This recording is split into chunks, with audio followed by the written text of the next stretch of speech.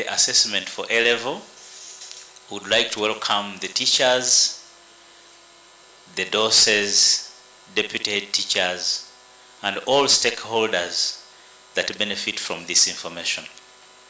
Our sessions, like you see on the programs we have shared on social media, will run from today up to mid next week or towards the close of next week. We would like to encourage everyone to attend, especially these first sessions and the subject-specific sessions we shall have on matters pertaining the assessment of your own subject or the subject you teach. With us, we have several presenters. Today, like presented on our program, we'll begin with the manager, secondary, who will give us the general overview of this assessment, and later we'll dive into the subject-specific presentations. My name is Joseph Tibakanya, and I will be your host today. I am the curriculum specialist ICT, and we are happy to have you. Those that may not be able to reach us via the Zoom link, feel free to go to our YouTube channel, NCDCUG, and you'll be able to live stream and access us very easily. So we are happy to have those that are attending in groups, especially those attending in your staff rooms in one way or the other. So we beg that you are available, especially on the presentations on your subjects, and then feel free to ask any questions on matters that may arise throughout our presentations, and we will be able to answer most of the questions. We shall have the Q&A open on our Zoom, and then we will also open the chat so that we give you freedom to give in your feedback on the presentations. And without wasting a lot of time, I'll straight away send you to the manager secondary, who will straight away give us the general overview of this assessment. Please listen carefully to put down the questions that may arise from the presentations, and then we will have you ask at the end, but we shall also keep track of the questions that may be coming in throughout the presentations. Thank you so much, and you're most welcome to the presentations.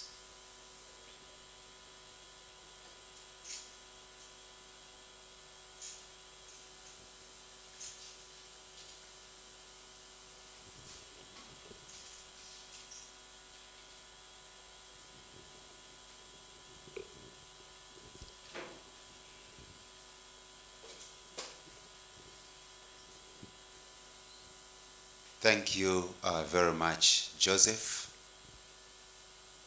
A good morning to all of us who are tuned in. I have just seen that some people are not hearing us, especially on Zoom. I would like to confirm, I would like those who previously were not hearing to confirm whether they are able to hear us now, such that we do not leave anyone behind. Yes. Okay.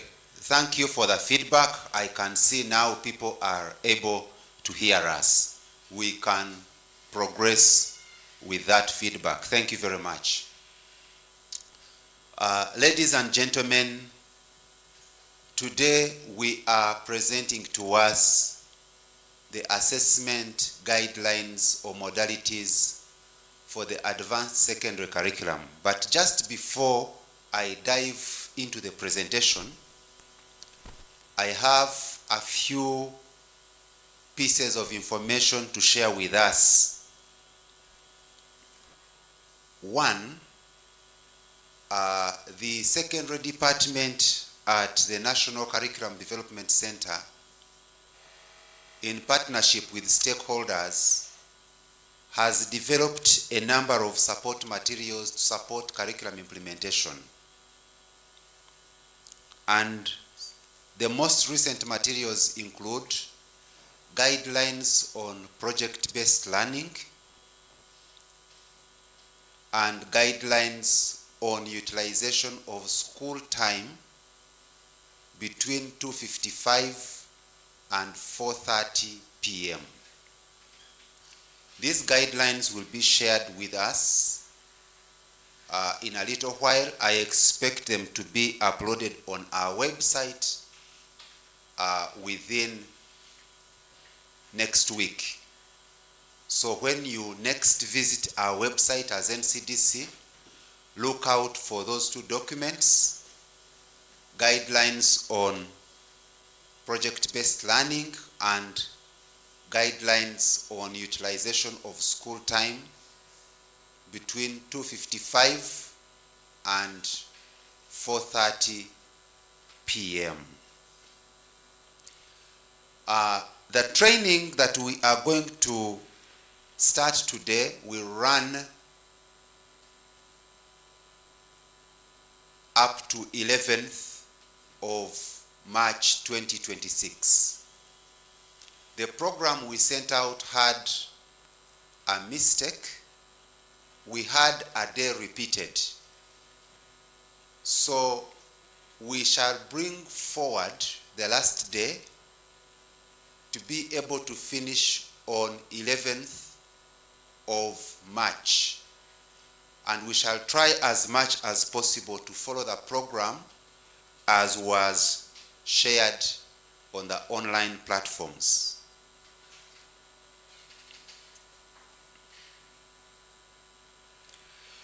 With me, I have a number of subject specialists who will be presenting after this general presentation. But for this general presentation, they are with me and they are online, so we will be able to respond to the questions. The arrangement is in such a way that we shall have a presentation of the subjects, and then we shall have all the questions asked at the end of the 4 or 5 presentations. And those who are able to forward your questions, we shall also be attending to them in the question and answer session. With those many words, let me now remind members who are not able to secure a slot on the Zoom platform to use our YouTube channel. And I have also seen questions of people asking whether this will be recorded. The answer is yes. We are live streaming on our YouTube channel, and this presentation or these presentations will remain. They can be accessed thereafter. But for purposes of asking questions, it would be good to attend the live session, and then you'll be able to have your question responded to immediately. Let's now get to the presentation.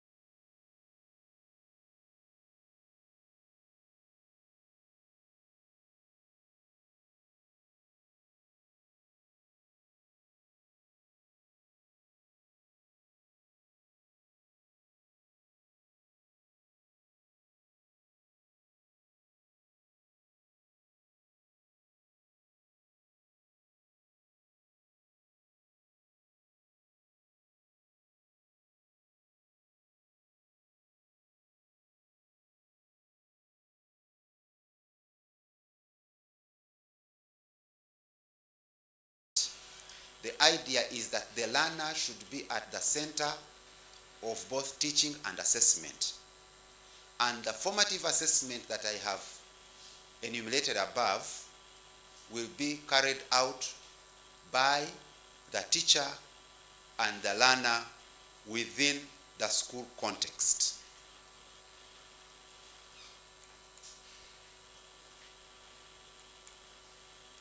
Next is summative assessment. The purpose of summative assessment is to evaluate the extent to which learners have achieved the intended learning outcomes. And this is done both at school level and at national level.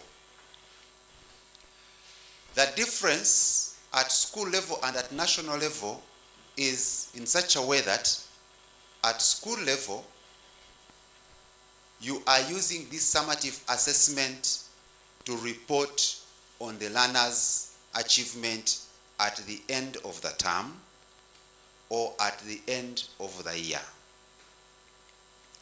And therefore, at school level, the summative assessment will be done using the activities of integration that will be prepared and administered by the teachers.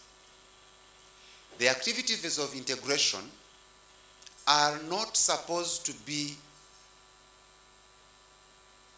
conducted or carried out the way we have been doing the end of term tests or beginning of term tests. Actually, they come in to replace the beginning of term tests, mid-term and end of term, because you are reporting on the competencies of the learner at the end of every topic. Now, I have also received reports from the field that in some schools, the activities of integration are carried out or are administered. Take an example. If my school has 2 streams, A and B, the teacher in stream A has completed a topic. Teacher in stream B is left with maybe 2-3 lessons to complete the topic. You find that the 2 classes are put together, they administer the activity of integration, and learners in stream B end up doing an activity of integration before they actually complete the topic.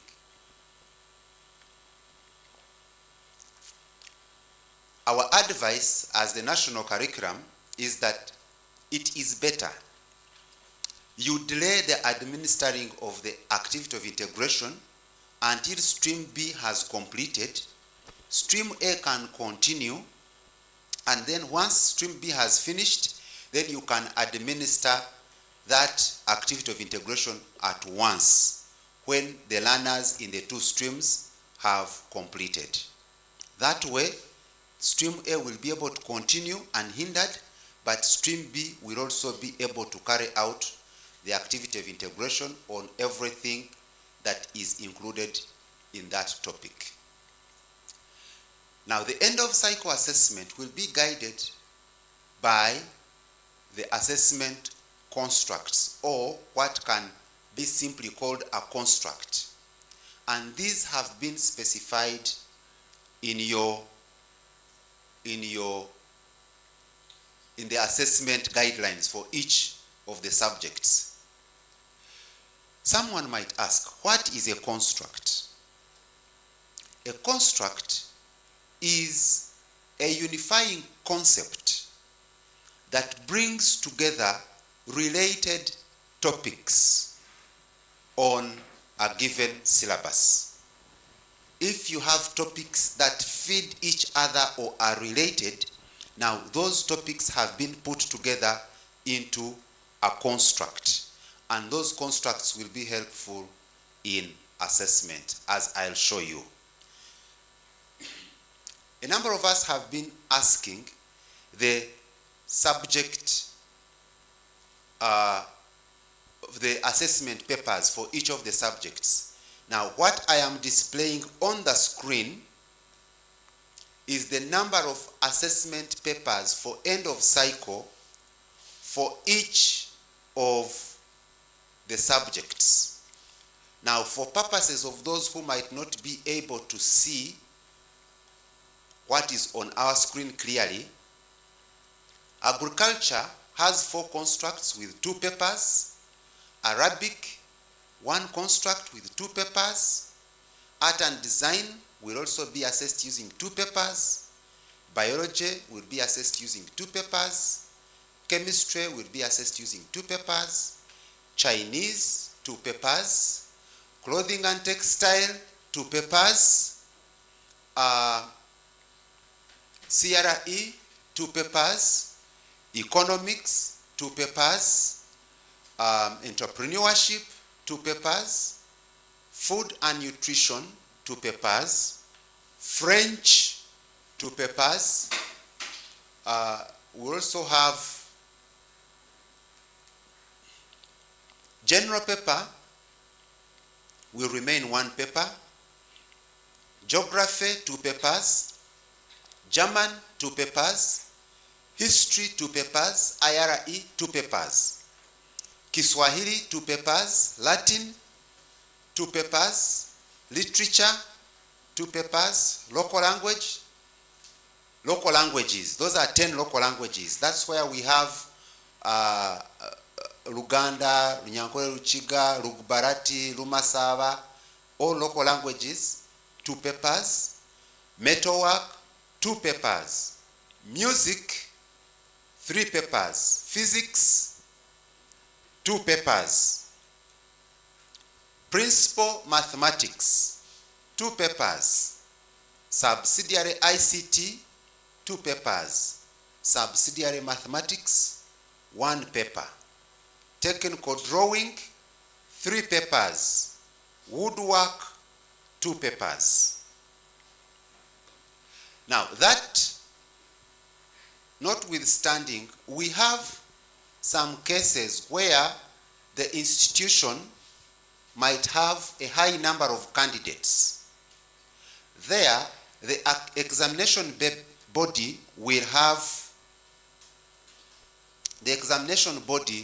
will administer a parallel paper. For example, previously we have had practicals being administered with parallel papers, whereby you have, like, let's say paper 3 and paper 4, and the person who does paper 3 does not do paper 4. That one will be addressed on a case-by-case basis for the different subjects where practicals are involved. Let's now take a brief break, and then when I return, we will be talking about scoring and grading. Let's have a brief break of 1 minute.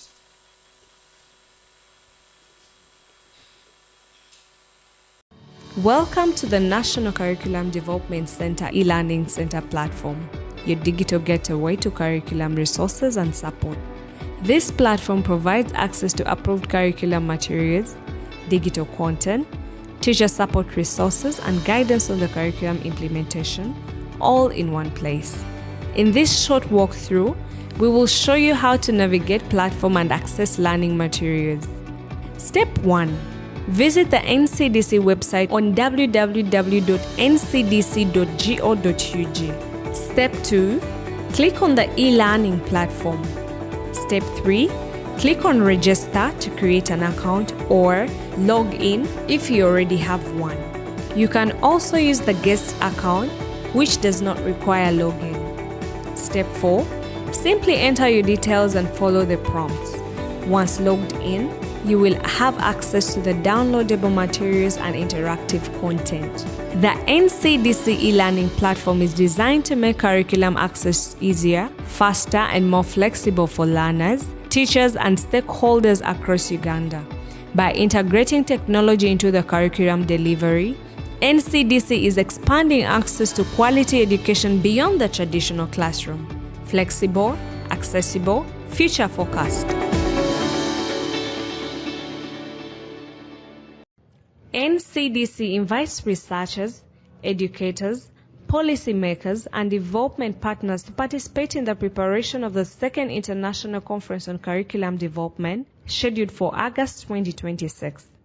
The international conference will bring together thought leaders from across the globe to share research, innovations, and best practices in the curriculum design, implementation assessment, digital transformation, and inclusive education. All abstracts and full papers will undergo a peer review process to ensure academic rigor and relevance. Support preparations for a conference that inspires innovation and drives educational transformation.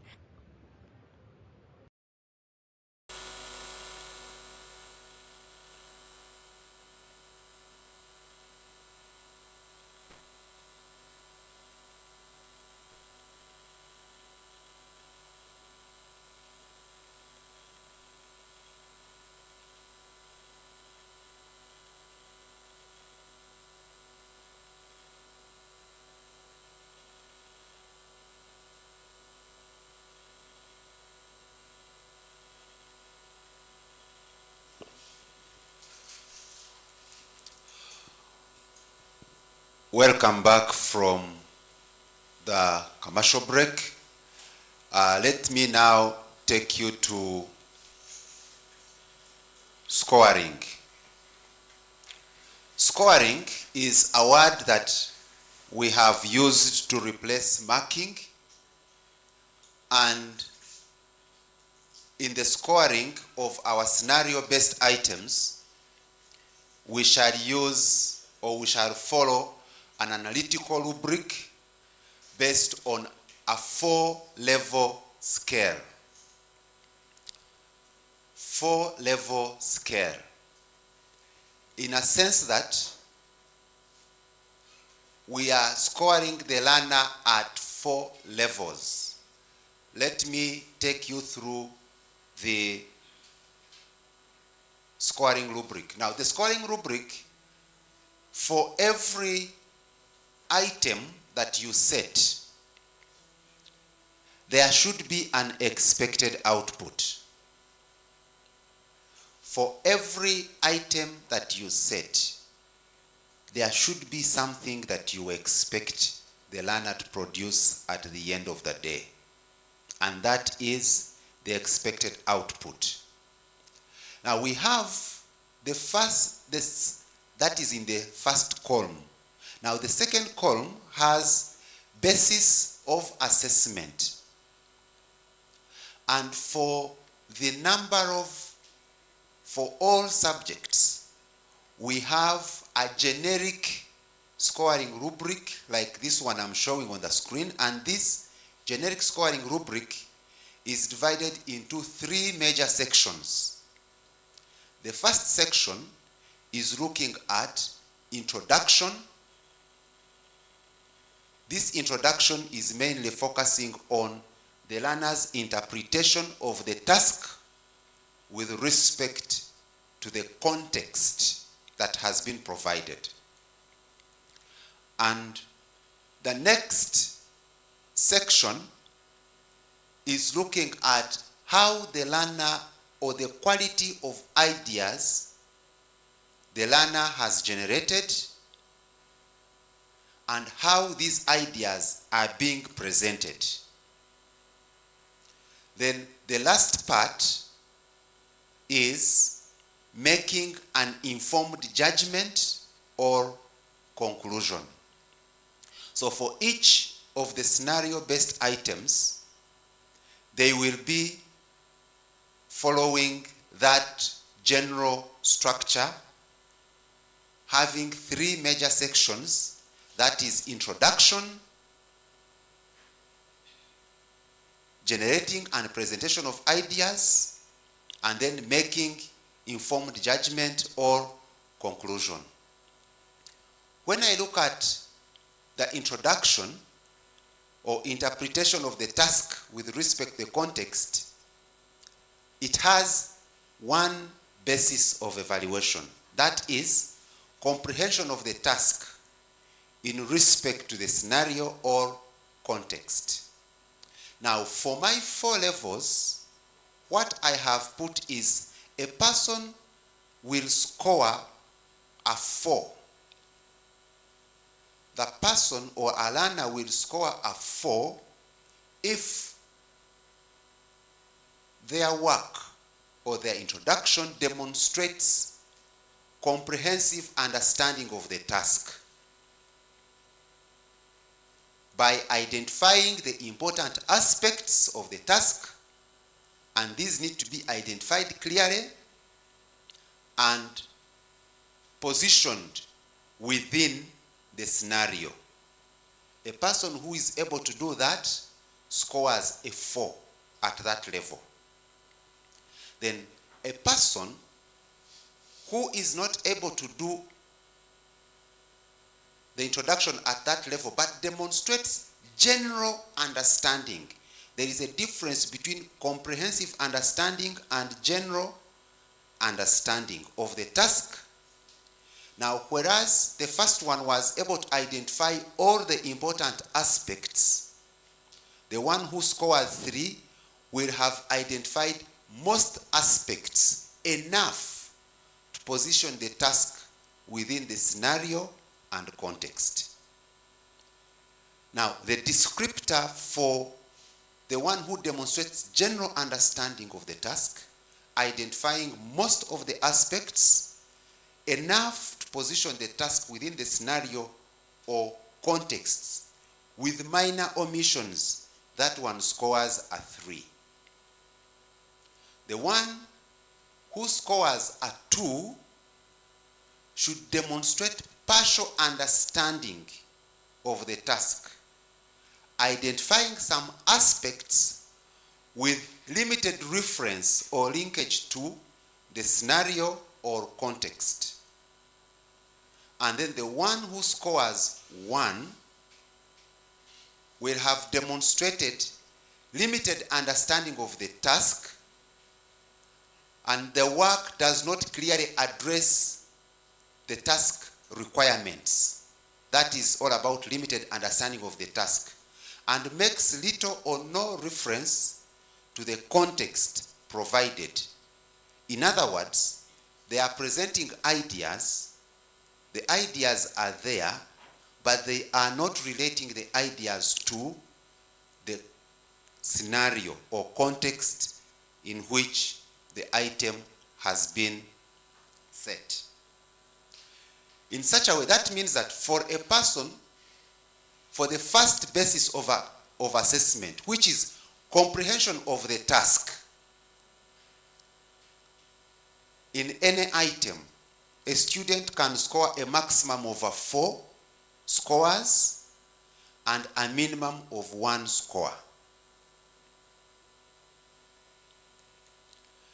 Next is generating and presenting ideas. Generating and presenting of ideas has 3 bases of evaluation or basis of assessment.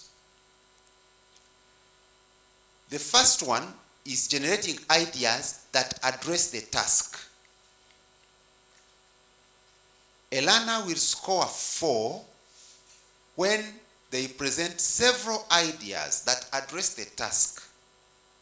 The ideas relate to the requirements of the task and are appropriate to the scenario. The one who scores 3 will have some ideas that address the task, though some parts of the task or scenario may not be fully addressed.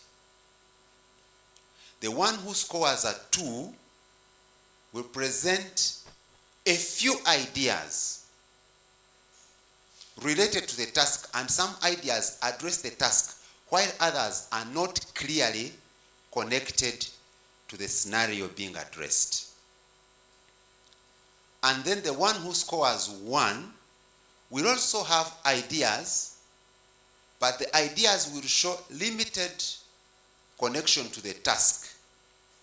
Few ideas address the task requirements, and several ideas are not related to the scenario, or they are not clear. Meaning that on that basis, of assessment, generating ideas, a student or a learner can also score a maximum of 4 and a minimum of 1. Another basis under generating and presentation of ideas is making connections within and between ideas and the context.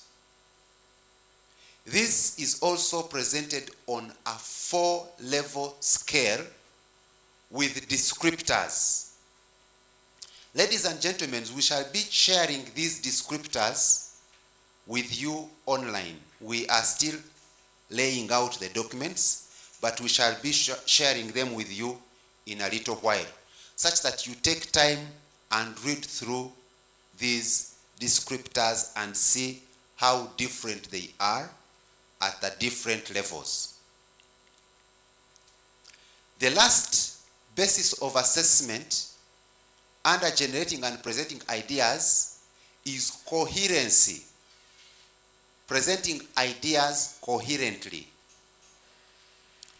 whereby the person or the learner who scores 4 will have presented their ideas in a logical, sequential, and fluent manner that translates into smooth and easy understanding of the concepts therein.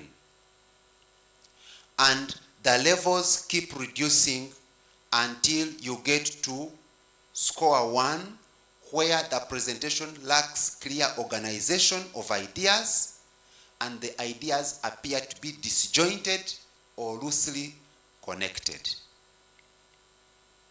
For each of the outputs, the learner will be expected to come up with an informed opinion, conclusion, or making judgment. At level 4, the opinion or the conclusion has to be insightful, well-reasoned, and based on comprehensive understanding of the task and application of the knowledge acquired. For level 3, the opinion or conclusion still has to be clear, logical, and supported by relevant evidence. It might have some weaknesses in terms of depth, but it should be a conclusion that actually works. And then finally, a person will score 1 when the conclusion shows limited use of the knowledge acquired or the knowledge of the subject, and the reasoning is weak with minimal evidence or clarity.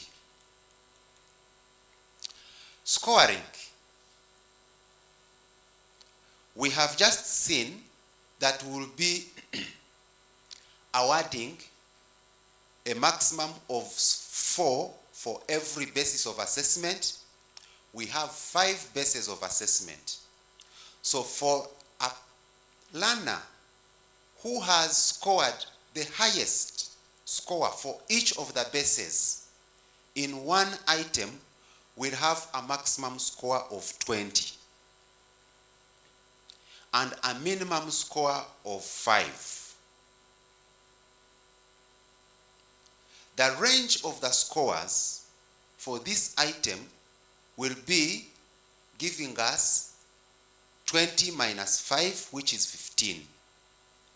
Now I want to get into grading, so I'm going to come up with an interval whereby I get the range, which is 20 minus 5, giving me 15, divided by the number of achievement levels. Now, these achievement levels, if I can first pause and explain, these achievement levels at O level or lower secondary, we used 5 levels. That is letters A up to E. At A level, we have chosen to retain those 5 level grades, letter grades. But towards the end, you will see how different they are.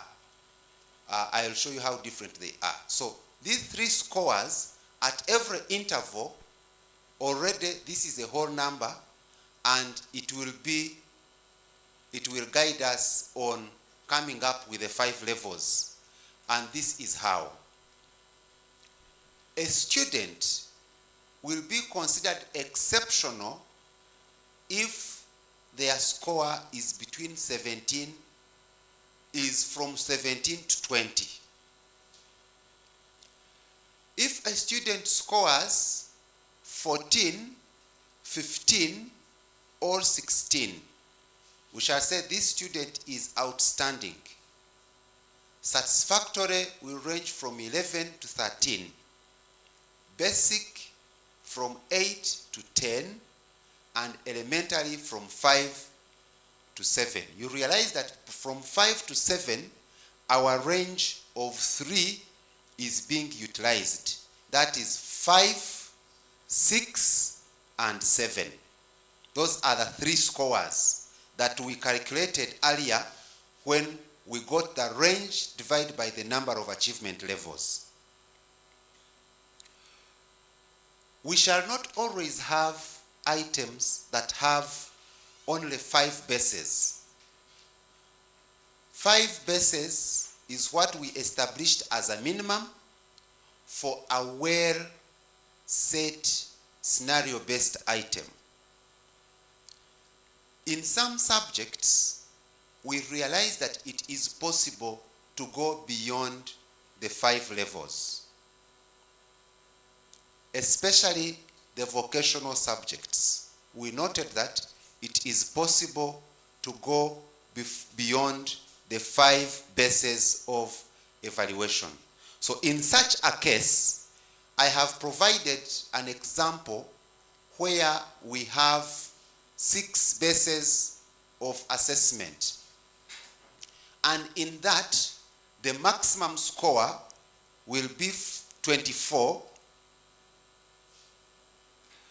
and the minimum will be 6, giving me a range of 18.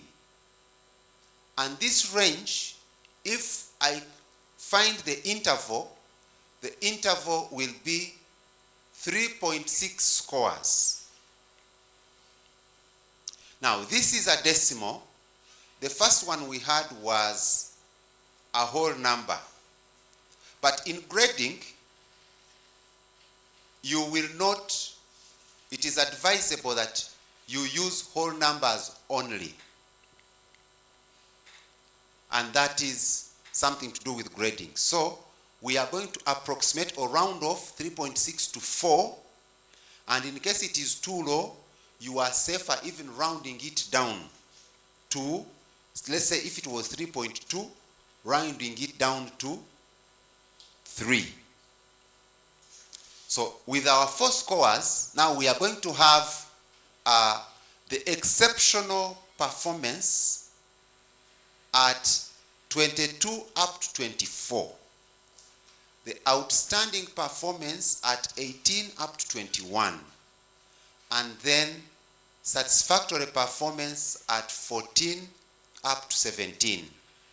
Basic performance from 10 up to 13. And then the elementary performance from 6 up to 9. So that's how you will treat it in an event that you have more bases of evaluation and where you try to come up with an interval, grade interval, that is a decimal. Earlier I talked about constructs. Now I'm going to explain a bit about the constructs and their role in test development and scoring. The rest of the details, you'll find them in the assessment guidelines that will be presented beginning this afternoon. The assessment items are set at a level of a construct. This is what I mean. The assessment item, previously you would set at a level of a topic. But this time round, emphasis is on integration of knowledge across related topics. Therefore, the assessment items are set at the level of a construct to allow learners be able to transfer knowledge across different situations and also transfer learning across the topics. Each construct makes a contribution to the assessment paper, and you'll get more details in the assessment guidelines on how for each of the subjects. Where a paper has more than one item,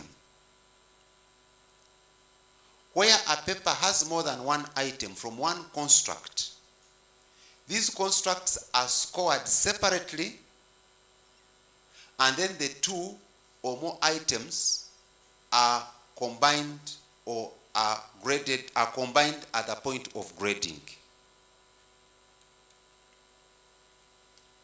Grading learners' performance.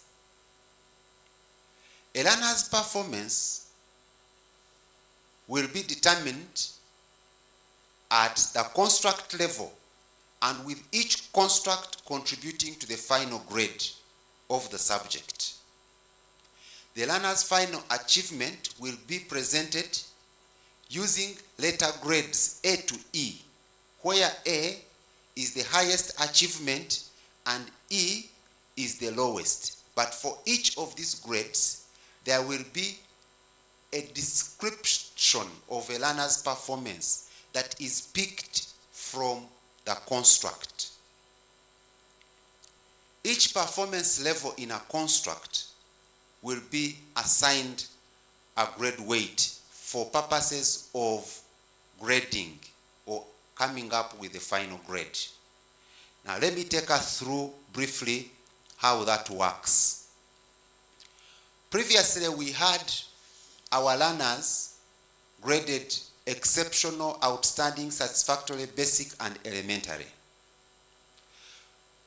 You will assign a grade weight of 5 to the exceptional learners, outstanding a grade weight of 4, satisfactory a grade weight of 3, basic a grade weight of 2, and elementary a grade weight of 1. How these grade weights will be useful is to get the final grade, you'll get an average of the grade weights and see how they fit in the grading scale that I have provided in the middle column. Take an example. If a student has done a subject that has 3 constructs, and this student scores in the first construct has a grade weight of 3, the second construct he has a grade weight of 2, and in the third construct he has a grade weight of 5. The average of these grade weights is 3.33. Now when you look at the grading, the final grading, you have an A ranging from 4.6 to 5.0 inclusive. Grade B ranging from 3.7 to 4.5 inclusive. Grade C ranging from 2.8 to 3.6 inclusive. Grade D ranging from 1.9 to 2.7 inclusive. And grade E ranging from 1.0 to 1.8. The reason for having the topmost grade with a range of 0.4 is to ensure that the exceptional students are actually exceptional. When it comes to the average grade weight of 3.33, it falls within the range of 2.8 and 3.6. That means that student will score a final grade of C.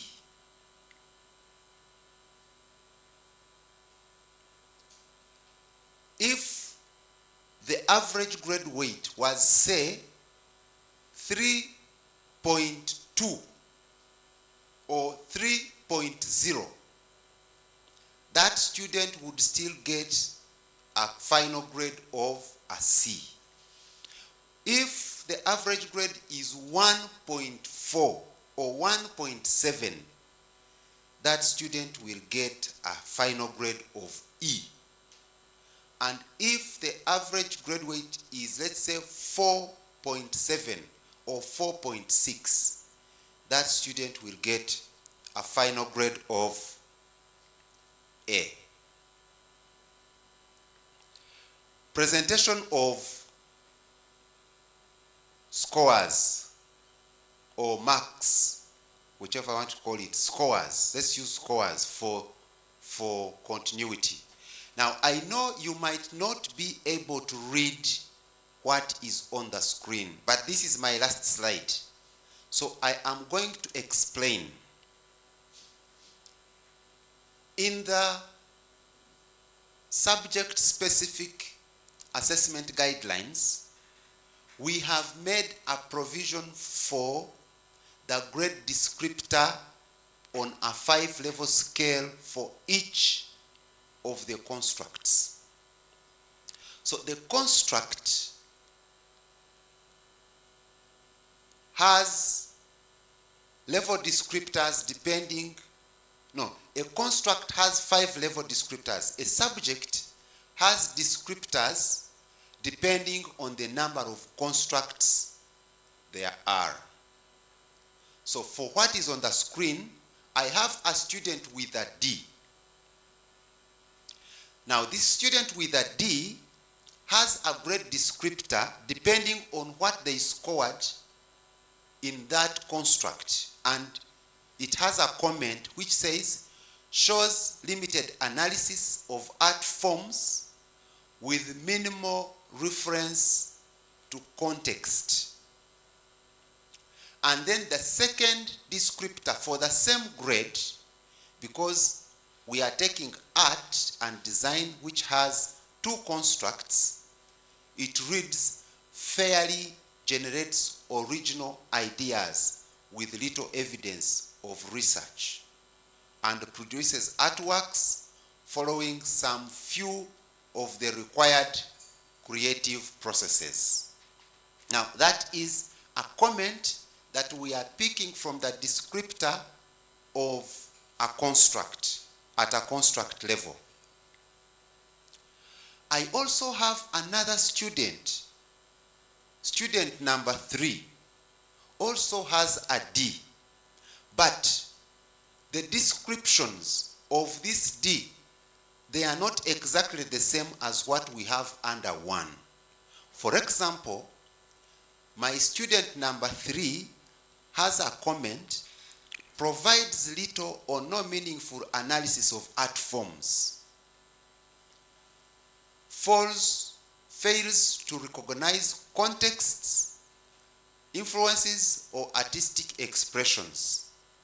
Now the second comment reads, satisfactorily generates original ideas with reasonable evidence of research, produces artworks following most of the required creative processes. Now that learner is different in terms of description from the first learner, but the final grade they have is the same. If I can use the former curriculum to explain this, I want you to imagine a person who is doing mathematics as a subject, and they have a D1 in paper 1 and let's say a C5 in paper 2. The D1 and C5 here are being taken care of by the description, such that for next intake or for next selection, we know what this learner is actually good at. So if a person is very good in paper 1, scores a D1, and gets a credit 6 in paper 2, this time the paper 2 will be a description saying paper 2 was handling issues to do with statistics, numerical methods, and help me the mathematician, and mechanics. So that means that this person can qualify to go for, this person might have a B, but this B has to be qualified. We say this person, issues to do with mechanics and statistics are a challenge, but issues to do with calculus, the person, and algebra, the person is very good. And we are doing this for all the subjects. So with that, I come to the end of my presentation, and now I am expecting to start responding to a number of questions that could have come in.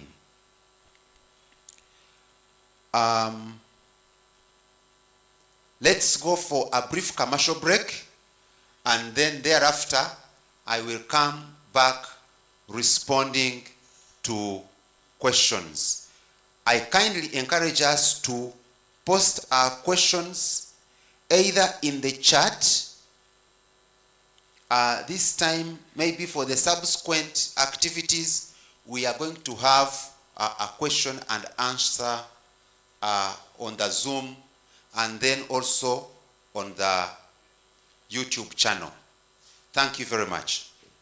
Welcome to the Nile English course, your guide to mastering English in a fun and practical way. Designed by the National Curriculum Development Center, the Nile English course helps you to build strong skills in reading and understanding, writing with clarity, speaking with confidence, listening carefully and critically. With exciting stories, engaging activities, and real-life examples, learning English becomes interactive and meaningful. Whether you're in class or studying at home, the Nile English course supports your journey to becoming a confident communicator, because strong communication skills open doors in school and in life. NCDC Journal invites researchers, curriculum specialists, educators, and policymakers to submit scholarly papers for publishing.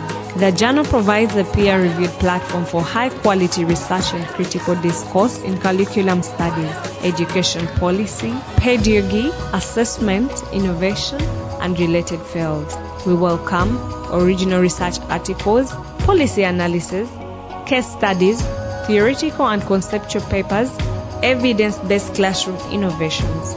Submissions should contribute to strengthening curriculum development and improving teaching and learning outcomes.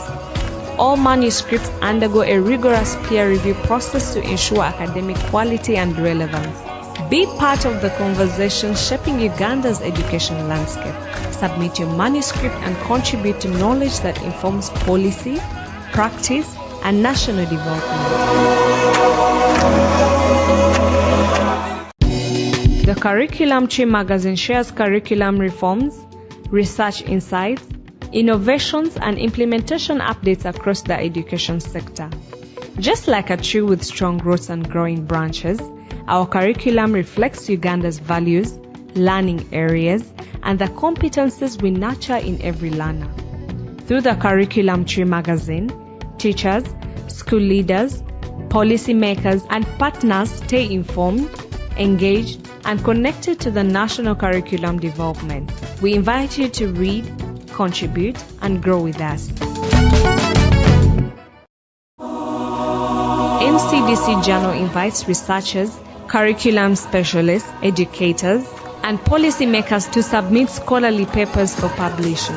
The journal provides a peer-reviewed platform for high-quality research and critical discourse in curriculum studies, education policy, pedagogy, assessment, innovation, and related fields. We welcome original research articles, policy analysis, case studies, theoretical and conceptual papers, evidence-based classroom innovations.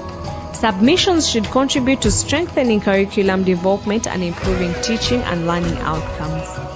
All manuscripts undergo a rigorous peer review process to ensure academic quality and relevance. Be part of the conversation shaping Uganda's education landscape. Submit your manuscript and contribute to knowledge that informs policy, practice, and national development.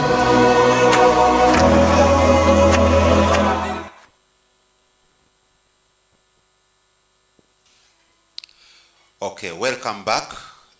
Now I am going to take your questions. I am seeing a number of questions in the chat, and in a little while I'm also, let me start with those who are on Zoom. The first question is saying that some schools are still implementing a unique or older curriculum, while others have transitioned to the current competency-based curriculum. Many of these schools are influential institutions that others tend to emulate. How is the sector strategies in place to harmonize? Yes, the strategies are in place to harmonize, and the strategies have been in place to harmonize. That's why before senior fives went to school, efforts were made to share a syllabus to follow.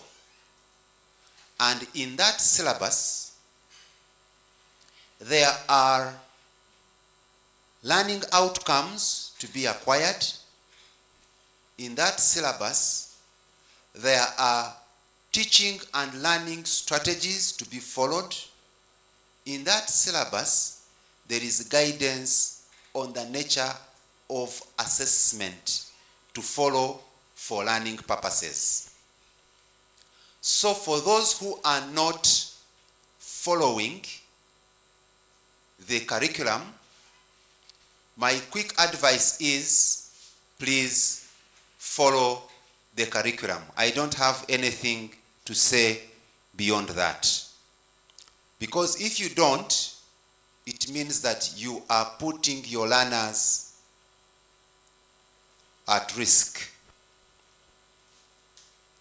And maybe for purposes of those who are interested in knowing, we have developed these assessment guidelines with UNEB from March 2025, and we were not able to share. Yes, I acknowledge we have shared late, but we were not able to have these ones in as early as last year.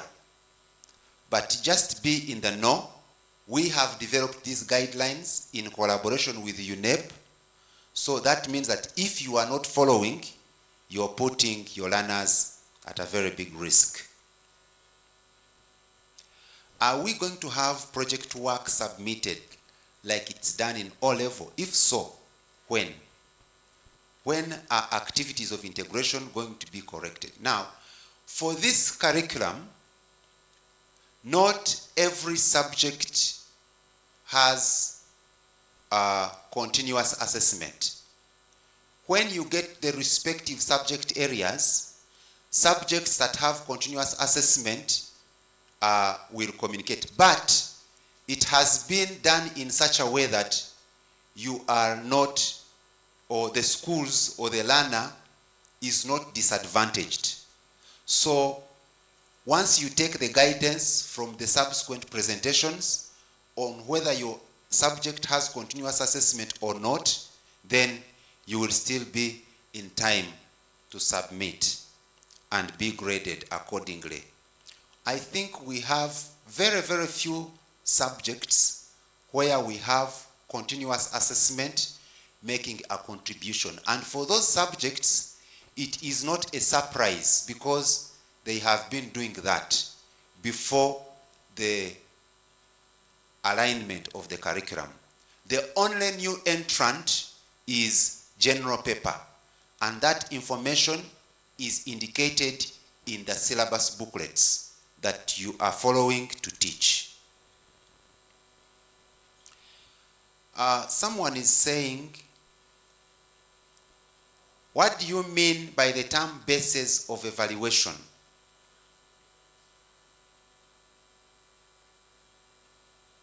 Try to elaborate with examples from a certain topic.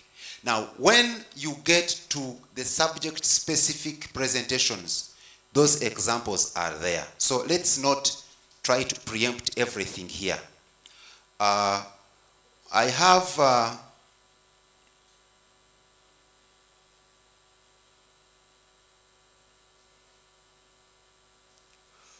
we have observed that some schools attempt to cover the syllabus at a very fast pace beyond the distribution provided in the official teacher's guide.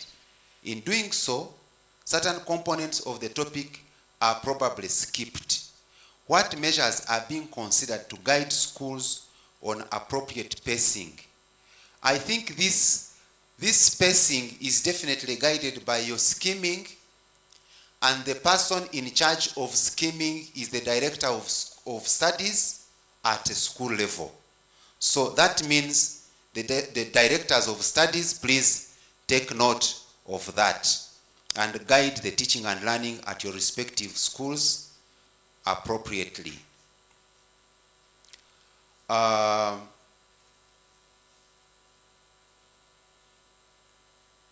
Someone is saying the maximum score is 5.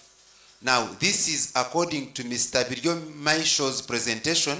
Mine, the maximum was 4. So I cannot comment on this one of 5.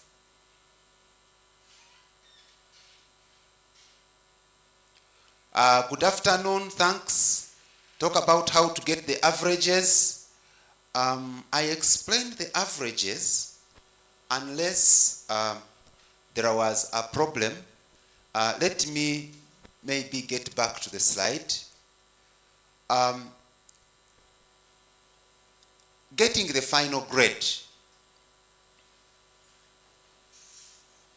A student has scored. I want you to imagine that there is a subject, let's say woodwork.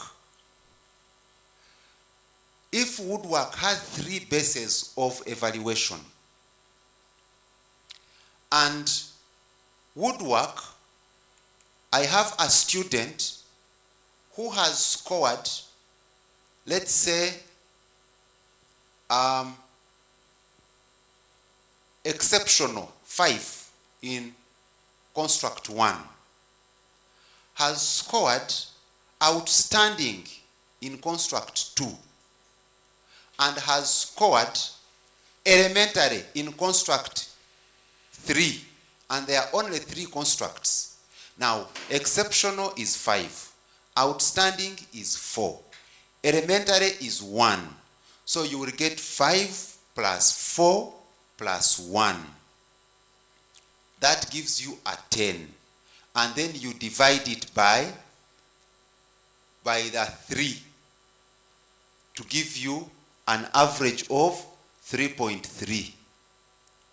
So what you are adding is picked from what a student has scored in the construct. So that's quickly the way we can do it.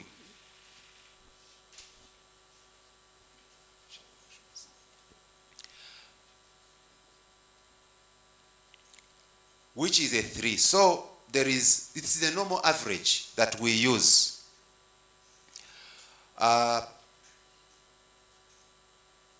Thanks for the presentation. Are we maintaining assessment for papers as they have been in all subjects? I think I mentioned the papers. I mentioned that, and I mentioned the number of papers for each subject. However, I said that the grading will not be by papers, but it will be by the construct in each of the papers. Continuous assessment will be talked about in the subject presentations because it's different for different subjects. Those who are still interested in the recording, it will still be available on our YouTube channel. Thank you for the presentation. It was too fast for me.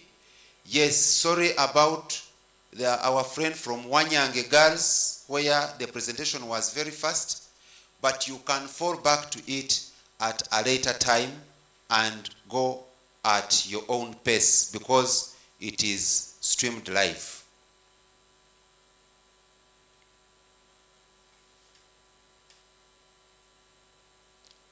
I have seen that ICT has got 4 constructs and 2 papers. My question goes, is each paper from 2 constructs or from 4? That one will be answered by the subject specific presentation. But the quick answer is yes. So please attend and know what is in construct 1 and which paper is being assessed by construct 1, which paper is assessing construct 2, 3, and 4. Will these weights be basis for university admittance? If so, will acceptance to any course? The answer is yes. How do I know that the learner gets A or B? I think I have explained that more than once so far. Guide me on how to consistently apply scoring rubric for generating and presenting ideas, particularly in distinguishing between score 3 and 4. When assessing these ones, they will be more, we shall be having more explanation on these, especially explanation will be subject specific.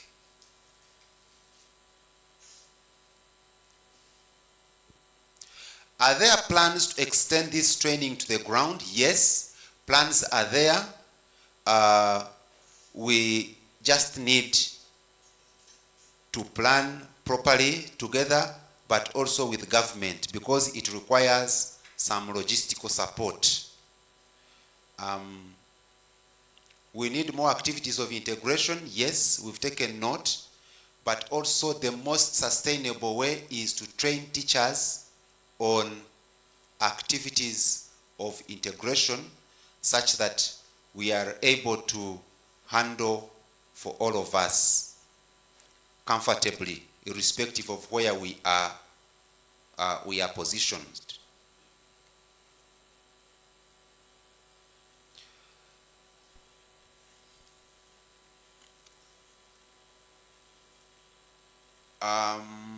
The introduction in conjunction with UNEB, I've answered that. I have already answered questions to do with UNEB. We have had rumor. Now I don't respond to rumors on serious matters. Rumors, let's keep them as rumors. Let's not bring them here. What is considered? There is a good question here. What is considered to determine the number of levels of achievement for each item? Let me repeat this question. What is considered to determine the number of levels of achievement for each item, since different items have different levels of achievement? This I am going to answer. If you go back to our scoring rubric, kindly let me go back to the scoring rubric.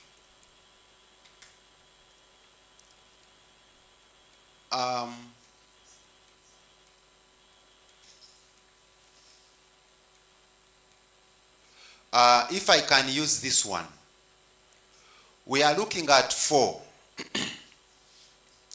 Now, the idea behind 4 is we are setting an item at a level of a construct. And we are encouraging integration of knowledge across the topics within the construct. Now, when you set the item at that level, you'll find yourself having a block of aspects to consider. You have knowledge, you have values, you have generic skills, you have quite a number of things at each level. So what happens is that at this level, you are going to find yourself having a descriptor that captures all of them. Now, this descriptor, if you stretch it, if you make it, for example, 3 levels, you will have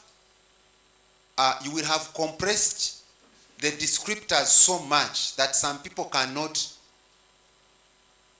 it will not enable the learners to stand out.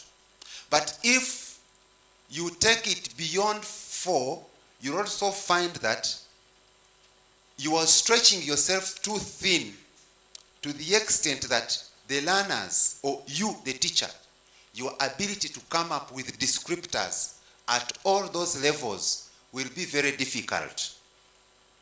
So the one that actually is in the middle there and makes us also achieve a wide range for purposes of quality assessment, but also can be achieved by all learners, you are safer using 4. So that's how we arrived at 4. And maybe for purposes of research or assessment that is scenario based, the number of levels used for scoring is 4. The recommended internationally is 4. So that's why we have used 4. Those who worked with us before, we tried to stretch it to 5, such that we do not confuse with the levels and the descriptors, but then we have finally come back to 4, because 4 is more user-friendly for all of us.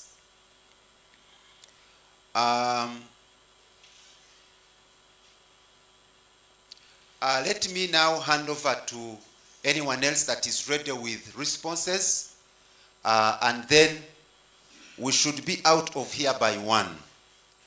Over to Joseph. Thank you so much, Manager, for that comprehensive presentation. There are very many other questions coming in from the members that are on YouTube. And now I will ask some members of the department to try to answer some of those questions. You may read out the question the member has asked, and then you give an elaborate answer. I'll begin with my immediate neighbor in Muganga Christopher, one of our senior specialists around. Thank you, Joseph. Someone is asking about what does areas of construct mean. I think this one is not properly put, because I may even rewrite the question to say, do you want to say what does a construct mean, or what does the elements of a construct? Because the construct has already been described and defined, that this is a housing of related knowledge aspects which have been taught in smaller bits, but you bring them together into the same package, and you say all what we have been teaching from senior 5 to senior 6 in different topics. We have been talking about, for example, waves. We have been talking about electricity. So it's going to be assessed once under one aspect. So, but a construct is so big and it has its elements. So these elements of constructs are the small bits that are going to be, those are building blocks that are going to be handled maybe in bits when you are looking at the items, when you are setting them. That you cannot set an item on a very big construct, but on the elements of a construct. Is it possible to receive the download of this information as a document? They have already told you that it has been recorded, so you go to the YouTube and you get this recording. Will the result slip have all this information? Result slip in form of a transcript,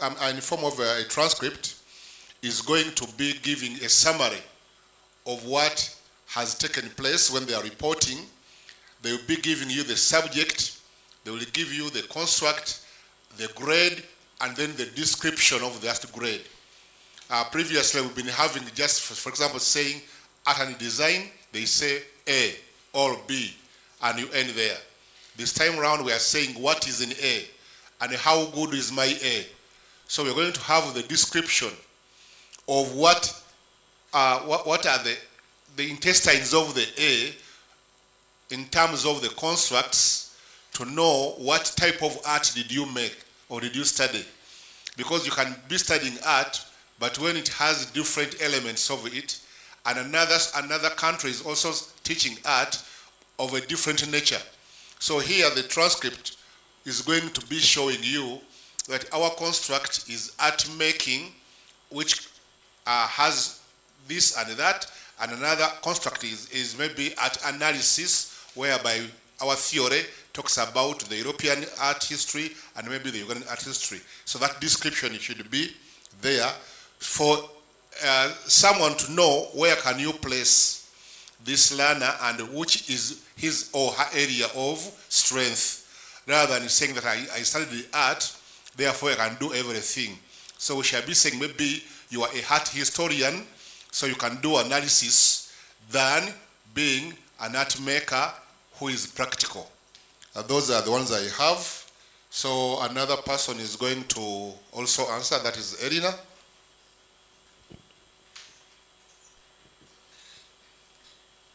Thank you very much.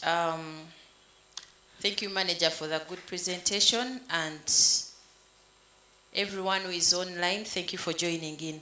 I have four questions to respond to. One is, will you provide us with the slides of your presentation? I think we are providing even better. We are going to give you the guidelines themselves, and like Manager said, they are going to be uploaded on our website, and you'll be able to access the guidelines. The next question is, can we have the guidelines as PDF for download? I think our ICT team has had this, and they'll make sure they are PDF for you to be able to download them. Question 3, is the basis of assessment varying or fixed? Now, when it comes to the basis of assessment or basis of evaluation as was presented, when you go to the subjects, you will get a better explanation, because it all depends on the item and then the details in there that are going to be looked at as consideration to be evaluated. But the details will come in the different subjects, because you'll find that, just like the Manager presented, there are those that are 5, 5, 5, and then some may go up to 6. Question 4 is, elaborate more on the practical subjects. Like Manager said earlier, please, let's wait for the subjects to come on board, and we shall get all the details and be able to ask all the questions that are subject specific. Thank you. Wilson?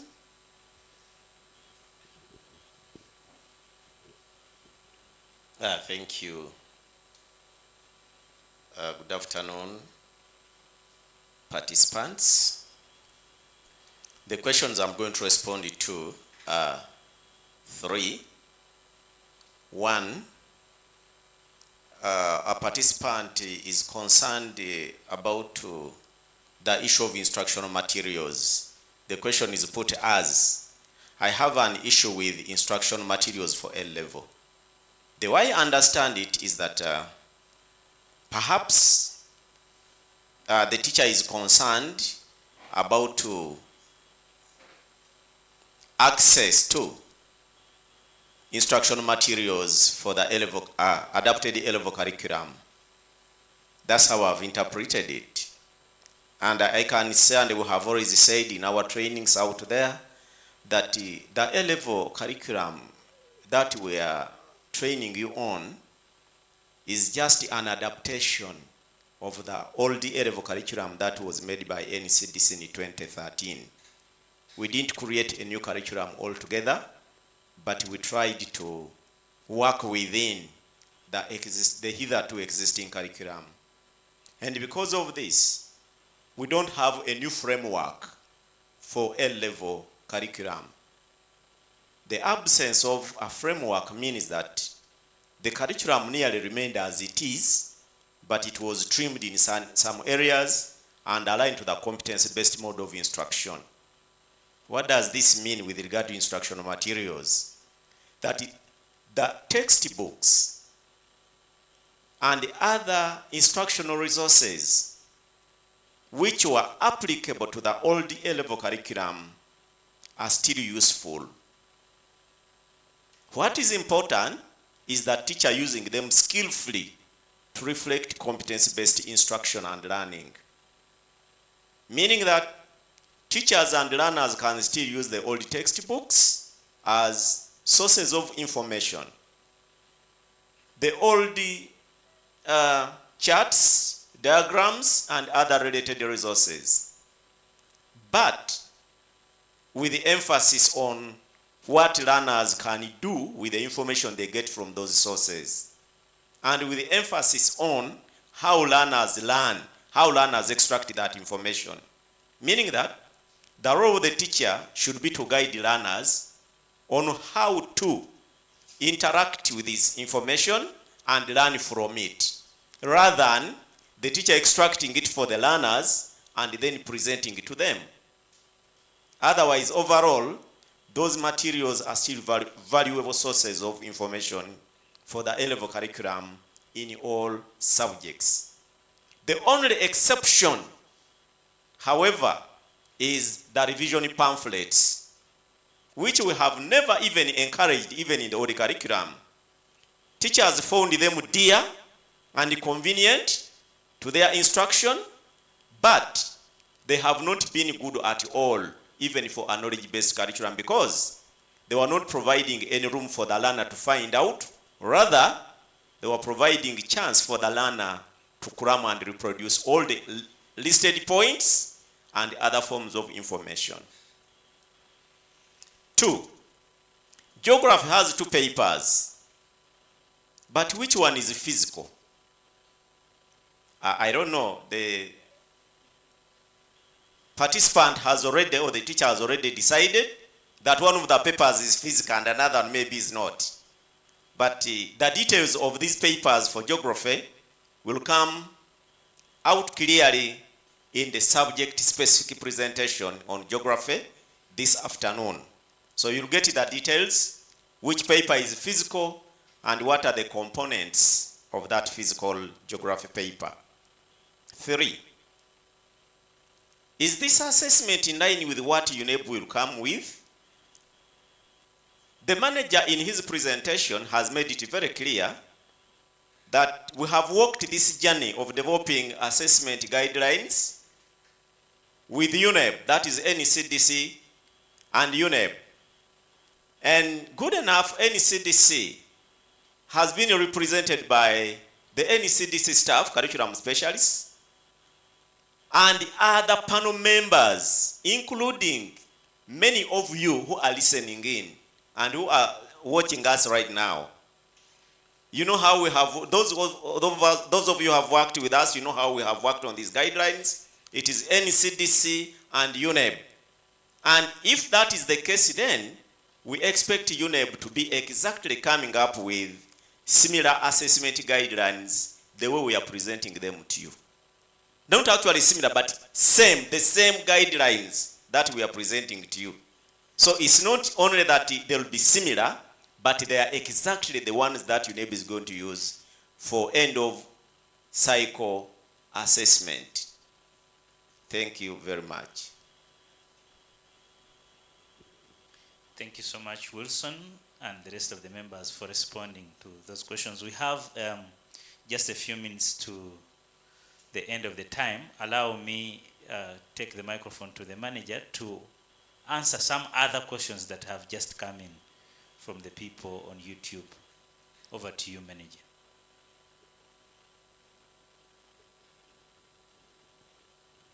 Thank you very much. My last take of questions for today. Someone asked about learners' books and teachers' guides, and that has just been answered by Wilson. The next question was about, shall we continue to have 20 points? The answer is looking at A and B and C, yes, but this time we shall be having a descriptor of what your A is in addition to that.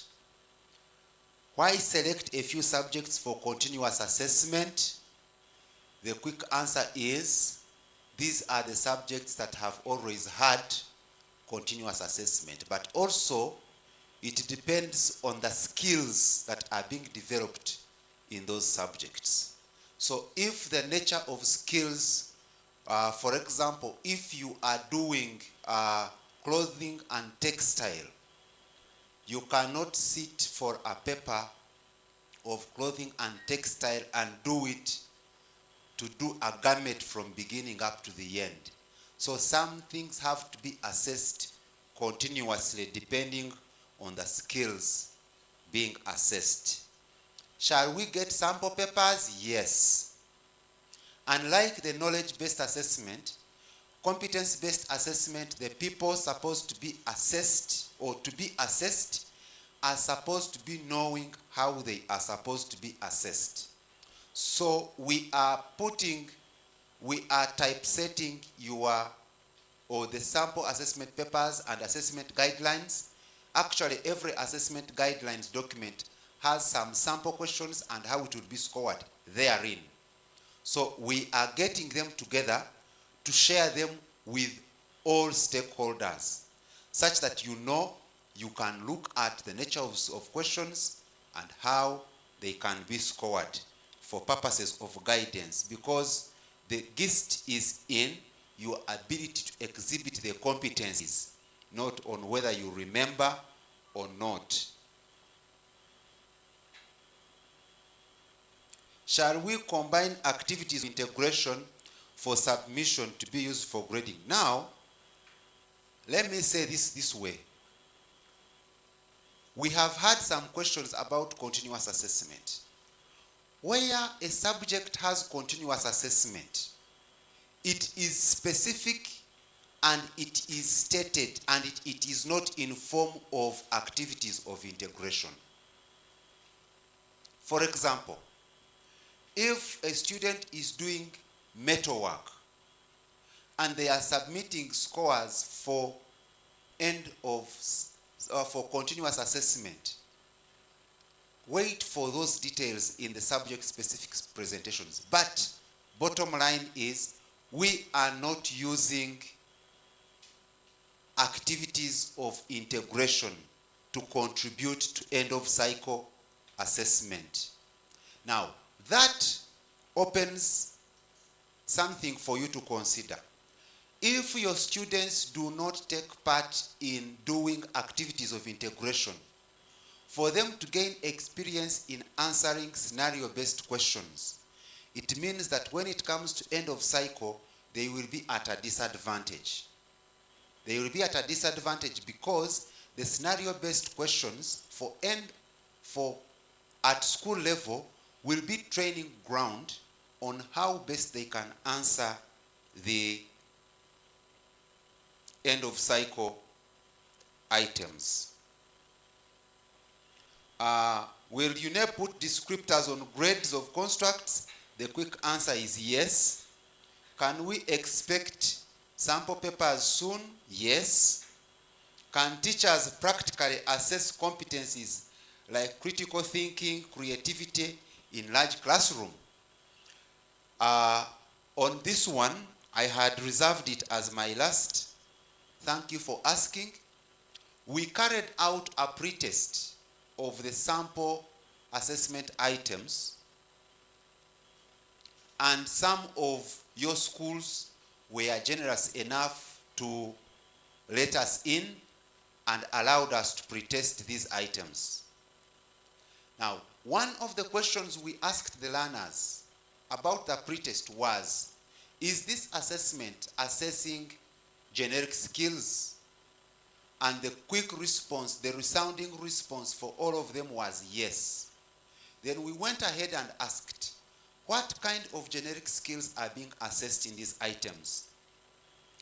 The one which came up front, the topmost, most assessed, was creative thinking, critical thinking, creative thinking. A collaboration was at a low level, but creative thinking, critical thinking, ICT proficiency came out as skills that were being assessed. Even the rest were assessed, but those which came out prominently were those. So, the generic skills, a well-set assessment item, will have generic skills assessed for the learners. So, those are the questions that we can respond to at the moment. We are preparing to get ready for the afternoon session. I thank you very much for being a part of this. Please encourage the rest of the teachers and stakeholders to be part of the next presentation. Now, for those who might not have seen the program, this afternoon we expect to have a presentation from chemistry, from physics, geography, music, clothing and textile, and general paper. But that is not the order in which they will be presented. So we are going to announce which subject is coming on as soon as it is ready for presentation. Thank you very much. See you at 2 p.m. Good afternoon.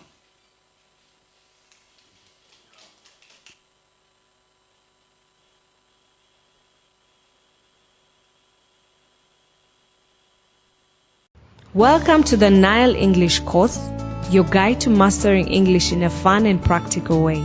Designed by the National Curriculum Development Center, the Nile English course helps you to build strong skills in reading and understanding, writing with clarity, speaking with confidence, listening carefully and critically. With exciting stories, engaging activities, and real-life examples, learning English becomes interactive and meaningful. Whether you're in class or studying at home, the Nile English course supports your journey to becoming a confident communicator, because strong communication skills open doors in school and in life.